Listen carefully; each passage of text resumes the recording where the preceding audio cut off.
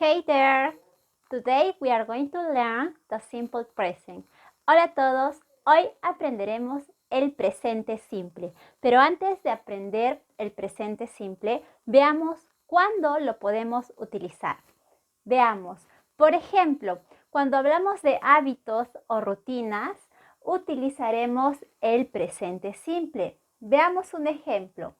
I always have breakfast at 7 o'clock. Esta frase, I always have breakfast at 7 o'clock, indica que esta acción se realiza con frecuencia, always, siempre. Entonces, como esta acción se realiza con frecuencia, utilizaremos el presente simple. Have breakfast, tomar desayuno. Ahora, también podemos utilizar el presente simple cuando hablamos de hechos reales o cuando damos alguna información real. Por ejemplo, I work as a teacher.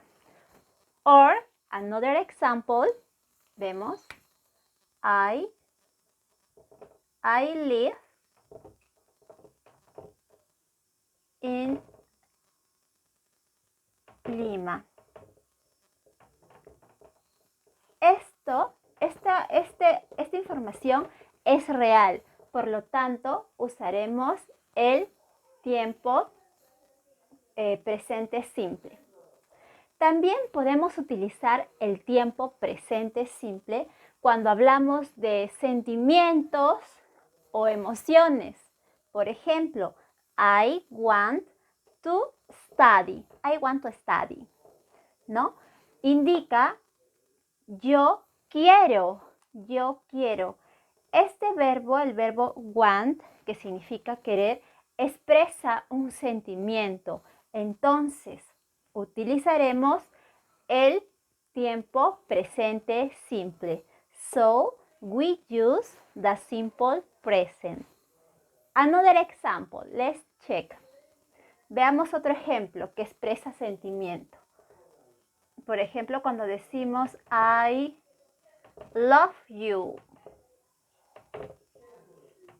I love you. En este caso también utilizamos el presente simple. We use the simple present because we talk about feelings. Porque hablamos de sentimientos. También cuando hablamos de verdades generales, puede ser una afirmación o una negación universal, usamos el tiempo presente simple, ¿sí? For example, water boils at 100 degrees, ¿no? El agua hierve a 100 grados. Esta información es una información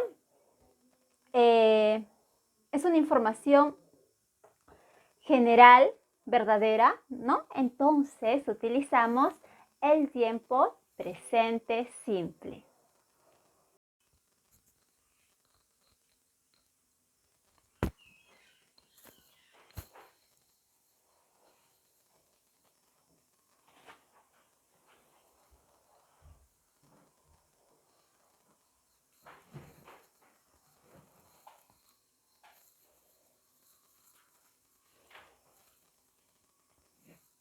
Ahora que ya sabemos cuándo vamos a usar el presente simple, veamos cómo podemos formar este tiempo. Por ejemplo, lo he dividido en dos grupos. El grupo del pronombre I, you, they, we, y el otro grupo que es la tercera persona, the third person, donde se encuentra el pronombre he, she, it. Entonces, ¿cómo vamos a conjugar nuestros verbos con el pronombre I? Cuando trabajamos con el pronombre I, you, they, we, nuestros verbos irán en la forma base. Por ejemplo, I listen to music at night. Yo escucho música de noche.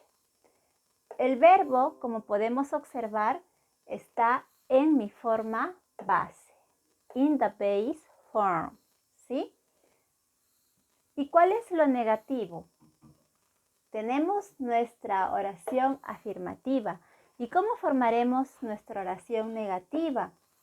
Por ejemplo, en este caso, para hacer una oración negativa, trabajaremos con el auxiliar don't. I don't listen to music at night. Lo mismo será con el pronombre you. You want a day off, ¿no? Tú deseas un día libre. El verbo want está en la forma base. ¿Por qué? Porque el pronombre es you. Ahora, ¿cuál es el negativo? La forma negativa. You don't want a day off. Yes? Let's see another example. They study in the morning. They study in the morning. El verbo está en la forma base porque mi pronombre es they. ¿Y cuál será mi negativo? They don't study in the morning. Ellos no estudian en la mañana. Ahora tenemos otro ejemplo. We have lunch at 1 p.m. Nosotros almorzamos. Have lunch es almorzar. We have lunch at 1 p.m. Nosotros almorzamos a la 1. ¿Y cuál será mi negativo? A ver, nos falta acá. We, muy bien. We don't have. We don't have lunch at 1 p.m.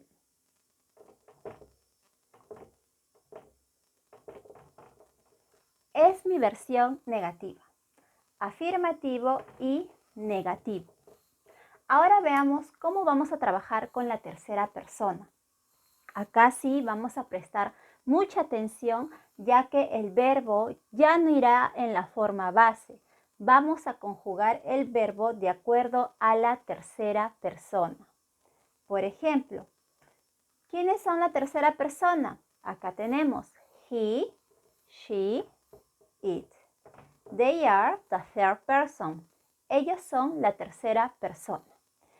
Y por lo tanto, por ser la tercera persona, el verbo será conjugado de diferente manera. He listens to music. Vemos que acá el verbo ya no está en la forma base. Al final tenemos una letra S. Ojo, esto no quiere decir que se está hablando de un pronombre plural. No, es la conjugación de ¿qué? De la tercera persona, the third person.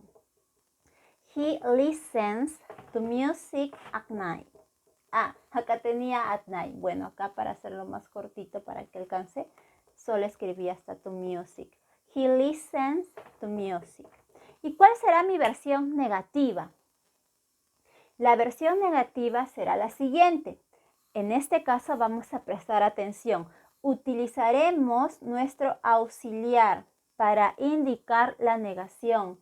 He doesn't listen to music, ¿no? Él no escucha música. Veamos acá, ¿cuál es la diferencia? Usamos nuestro auxiliar doesn't, entonces por lo tanto ya no es necesario conjugar el verbo con la tercera persona. ¿Por qué? Porque tenemos acá ya nuestro auxiliar que está en la tercera persona. Entonces, en negativo utilizaremos auxiliar doesn't plus the verb in the base form. Yes? Más el verbo en la forma base. Luego, continuamos. Otro ejemplo. She wants a day off, ¿no? Ella quiere un día libre. afirmativo. ¿Cuál será el negativo? El negativo. She doesn't want, ¿no? El verbo, disculpen, vemos que está en la forma base, ¿sí? No se aumenta letra S, no es necesario. Y, porque acá tenemos nuestro auxiliar doesn't. It is not necessary. So, she doesn't want a day off, ¿sí? Y por último, tenemos nuestro ejemplo, it works well, que quiere decir, esto funciona bien. Vemos la letra S, ¿por qué? Porque es la tercera persona, ¿no? Tenemos que conjugar. Y otra señal es que mi oración es afirmativa. It works well. What is the negative form? ¿Cuál es la forma negativa? It doesn't, ¿no? It doesn't, utilizamos nuestro auxiliar. It doesn't work well. It doesn't work well. Esto no funciona bien, ¿no? Usamos el verbo en la forma base, no nos olvidamos, más el auxiliar, ¿no? Nuestro pronombre, auxiliar en negativo, en la tercera persona, y nuestro verbo en la forma base. ¿Por qué? No nos olvidemos, el negativo va a ir siempre en la forma base, porque ya tenemos acá nuestro auxiliar. No vamos nuevamente a escribir, a conjugar el verbo. No, ya no es necesario, ¿sí? It doesn't work well. Ahora, para escribir el verbo en la tercera persona, tenemos que respetar algunas reglas de escritura. Por ejemplo, en la mayoría de los verbos vamos a agregar la letra S al final, ¿no? He eats, she plays, it works. Tenemos acá lo voy a poner. Pero también prestamos atención. Si mi verbo termina, por ejemplo, en la letra... Uy, se está desarmando toda mi pizarra. Si mi verbo termina en la letra Y,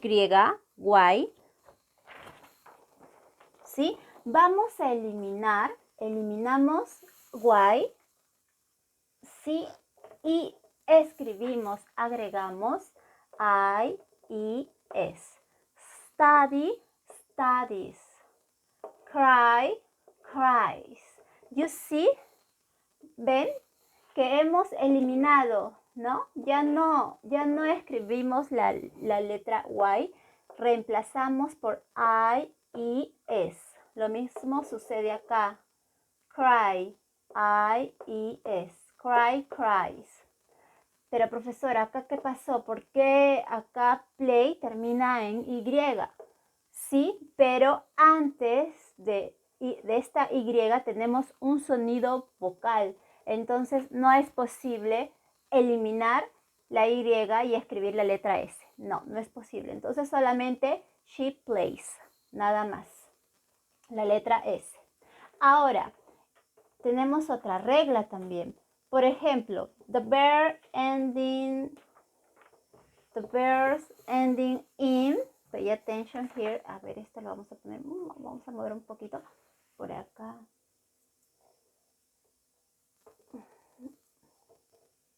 Y esto acá. Cuando mi verbo termina en double S, the verbs ending in double S, X, O, S, H, C, H, at the end we are going to add ES, ¿no? Al final vamos a agregar la letra ES. For example, kiss, kisses, right? Watch, watches, do, does. De esta manera vamos a conjugar los verbos en tercera persona, respetando estas reglas de escritura para la tercera persona.